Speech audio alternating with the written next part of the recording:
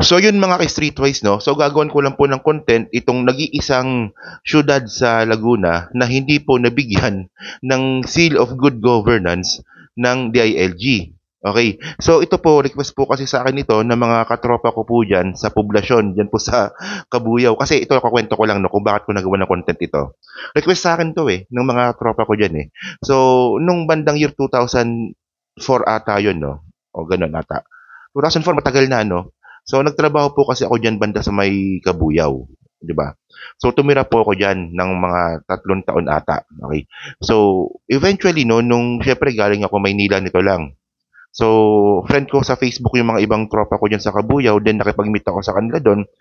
Siyempre nalaman nila na political vlogger ako. So request nila sa akin na, "Uy ano, Bok, ano ano, content mo nga yung mayor namin dito, bulok, eh."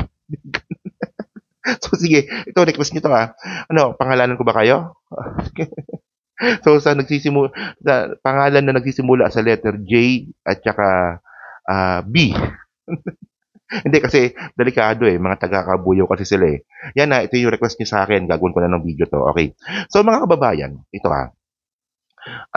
ito po kasing si Mayor Hain, okey. Kasi base rin 'to sa kuwento nila tsaka sa research ko po. Itong si Mayor Hain pala mga kababayan 'no, ay bagong mayor lang pala ito ng Kabuyao, 2022. So tumakbo siya nung 2019 talo, tapos 2022 panalo, okey. So ito malamang ito yung first at huli na termino ni Mayor Dennis Hain diyan po sa Cabuyao, Laguna. Kasi po pinagtawanan po ang Cabuyao, Laguna dahil po dito sa balita po na 'to. So sabi dito 'no, Mayor Hain, umani ng batikos, Cabuyao City bigong makapasok sa SGLG awardees. Nakakahiya 'to mga kababayan. Kasi sabi dito, inulan ngayon ng batikos at puna mula sa iba't ibang kampo si Mayor Dennis Felipe Hain ng Cabuyao City, Laguna dahil sa kabiguang makatanggap ng Seal of Good Local Governance ang siyudad para sa taong ito. 'Di ba? Ang SGLG award ay binibigay ng Department of Interior and Local Government. So ibig sabihin nito mga kababayan, ang nagbibigay po nito is yung executive branch ng Pilipinas which is under po kay Presidente Bongbong Marcos, DILG. So si Abalos malamang ito, no? Okay. Kasi alter ego ng presidente si Abalos. So base po kay DILG, wala pong seal of good governance itong Cabuyao, Laguna. No? Yung balita ko na tumataba daw lalo itong si Mayor, di ba? So, sa lahat ng pamahalaang lokal sa buong bansa na nagpamalas ng mahusay, talino at masinop na pamamahala, di ba? Dahil dito ay naging tampulan ng usap-usapan si Mayor Hain sa pagiging pabaya, mahina at walang kakayahang mamuno sa kanilang syudad. Actually, no, mga kababayan, may ilang ilang city ba meron sa Laguna? Lima ata, no? So, Binyan, Calamba, hindi ba basta whatsoever. Maraming city 'yan. Pero base po dito sa balita na nakuha po natin. So ito po 'no, kung ko-continue po natin yung nabasa ko pong article dito, sabi dito, ito ay dahil na rin sa kapansin-pansin na sa lahat ng 6 na lungsod ng Laguna ay tanging Cabuyao City lamang ang hindi kinilala ng DILG at binigyan ng gradong pasado ng SGLG. So nakakahiya talaga 'to mga kababayan. Isipin mo, sa 6 na siyudad, city pala, tama, city, 6 lang pala city ng Laguna. Sa 6 po na city ng Laguna, lahat po merong seal of good governance, tapos si Mayor Hain lang po yung wala. Anong ginawa mo dyan? Kaya pala yung mga tropa ko dyan sa Cabuyao, Laguna, na itatago po natin sa pangalang, ano, dismayado na po sa inyo. Pati daw po yung ayuda ng senior daw, kulang. Oh, so ngayon mga kababayan 'no, and then siyempre, ayan ang sabi nila. So base po sa research ko naman, kinasuhan din pala itong si Mayor. Kaya nga sabi ko nga mga kababayan, malamang ito na pa yung una't huli na, ah, mananalo o ito na yung una't huli na termino ni Mayor Dennis Hain diyan sa Cabuyao, Laguna. So ito malupit dito, Cabuyao Vice Mayor filing graft charges. Okay? So sabi dito, ito, ayan yung balita na yan, Second from left, isipin mo, pabaya ka na nga sa trabaho mo, nakasuhan ka pa. So sabi dito, second from left, Attorney Leef Lagon Opinya, So Vice Mayor pala ito ng Kabuyao, no? Announced during a media forum on Friday, November 22, 2024, his intention to file graft and other criminal charges against Kabuyao Mayor Hain and the entire city council. Opinia alleged that the council rushed the approval of 4 billion loan. Okay. So, kung iniisip po kasi ng mga ibang taga Kabuyao, Laguna na ito po ay hindi big deal, malaking ano po ito. Big deal po talaga ito mga kababayan. Isipin mo kasi ito basic lang to eh.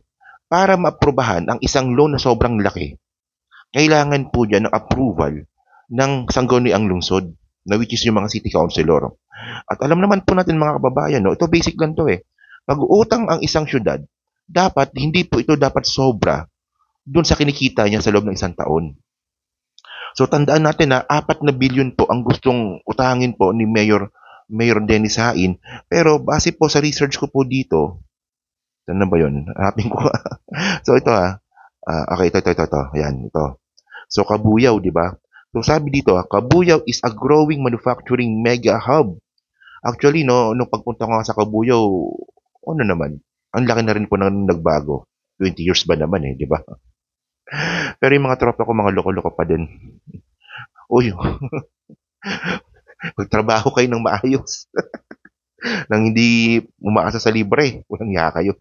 Sabi dito, Kabuyao City is growing manufacturing mega hub and enterprise city in South Luzon in 2022. 2022, kakaupo lang nito ni Mayor Hain. The city had income of 2.8 billion. Actually, mga kababayan, no, dito po tayo magkakaroon ng problema. Basic na basic po ito.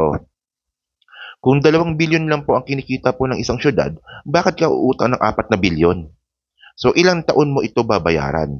So, kung ako po isa sa mga city councilor, hindi po ako papayag. Ilan lang po ba gumawa nito? Si Yorme. Yan, ginawa ni Yorme yan sa Maynila, alam ko eh. O, di ba? Alam ko si Yorme umutang ng malaki. Na-content ko yan nung nakaraan eh. Na mas malaki pa sa kinikita ng Maynila. Okay lang, Maynila naman, kayang bayaran yan, yung Kabuyao. Di ba? So, well, magkapartido pala sila ni Yorme pala. O nga pala, magkapartido pala sila ni Yorme. Action Demokratiko. So ngayon, balikan natin na wala tuloy ako. So balikan natin. So napaka-basic lang nun.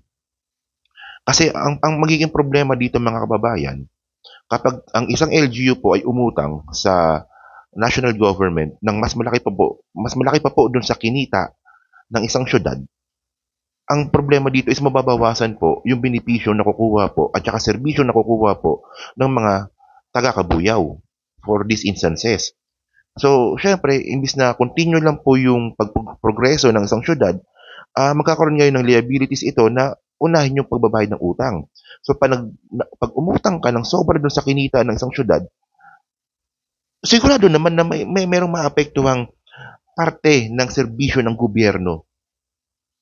Basic na basic yun. Parang budget po yan sa bahay natin. Kung yung budget mo po sa isang buwan ay 20,000, so then umutang ka ng 30,000, so gaano mo katagal babayaran yung 30,000 or 40,000? Kasi doble eh. So ito yung magandang example dito eh, para makuha nyo yung point natin. Sa isang bahay, kunwari ang gastos mo sa isang buwan is 20,000. Bayad sa kuryente, bayad sa pagkain, bayad sa load, di ba? And then sakto yan. Tapos, umutang ka ng 40,000. 40,000 for whatsoever reason. So, ang mangyayari dito, di ba? Saan mo ngayon kukunin yung pambayad sa 40,000? May tubo po yan. Tandaan natin yung utang po ng LGU, pag umutang po yan sa national government, may tubo po yan. So, syempre, sa isang bahay, kailangan mo magsakripisyo dito. So, ano ang sasakripisyo mo dito para makapagbayad ka po ng 40,000? Pagkain, di ba? Bayad sa load, medical expenses. So, ganun lang din po ang mangyayari dito. Ang problema nga mga kababayan, malamang sasabihin nyo naman dito, ito kay Ru, ano yan gagamitin naman yan sa mga investment yung 4 billion. Magtitiwala kayo sa investment na walang seal of good governance galing sa Pangulo? Come on. Di ba? Nakuha niyo yung point? Pagkakatiwalaan ninyo ng 4 na bilyon na utang ang mayor na matatalo na sa 2025 election. Di ayan so ayan ang mga napag-usapan namin ng mga tropa ko dyan sa Kabuyaw, dyan sa poblasyon, no? So yun mga ka-streetwise, so yan po ano po masabi nyo nga po dito, dyan sa mga taga-Kabuyaw. Actually, itong video po na to ay para po sa mga taga-Kabuyaw, Laguna. Okay. So dyan po sa taga-Kabuyaw, Laguna, ano nga po masabi nyo nga po dito sa content natin dito. So kayo ba, agree ba kayo dito? At syempre dyan sa mga taga-Kabuyaw, kung ngayon lang po kayo napadalaw dito po sa channel po natin, eh syempre pa-like, pa-subscribe, at kung di naman kalabisan, pa-share na rin po ng video po na to. So hanggang sa muli po, kita na lang ulit tayo sa susunod nating content. Bye-bye!